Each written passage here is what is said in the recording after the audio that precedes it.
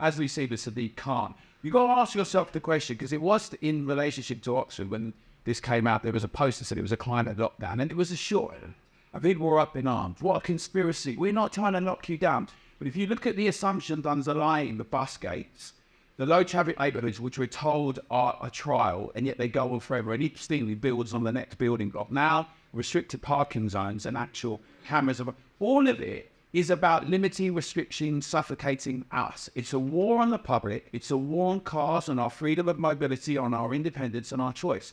That doesn't mean, as this gentleman has said here, that you can't do measures. I'm totally in support of measures that are for clean air, if that's done on the right basis, but not with bogus nonsense where you extrapolate from a report. And you should all read the Together report with Ben Parr, who's done a brilliant job of doing a fisting on this. It was 13 minutes of your life increase, not 4,000 deaths in London.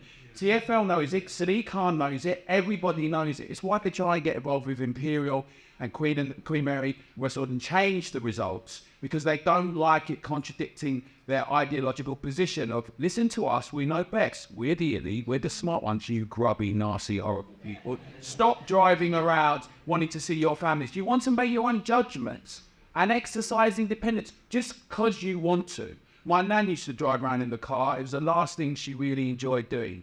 That isn't allowed. Of course it's not. It's not a useful journey. The other thing we should remember is, why is Will Norman playing around with stats? The cycling's are. Why are none of them able, on their own terms, to allow the public debate? They say the science tells us, the stats. Well, firstly, none of that does anything. We have to make political choices and moral choices about what we want to do and how we want to live.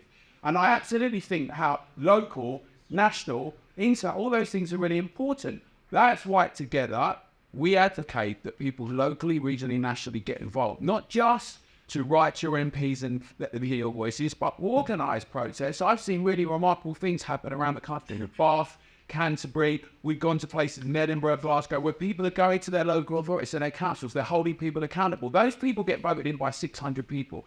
In this election also, in this election year, this is the time to make sure that the public gets heard, where we can have our voices heard. And rather than allow them just to smear us, because now it's water off a duck's back, right? Conspiracy, far-right pleats.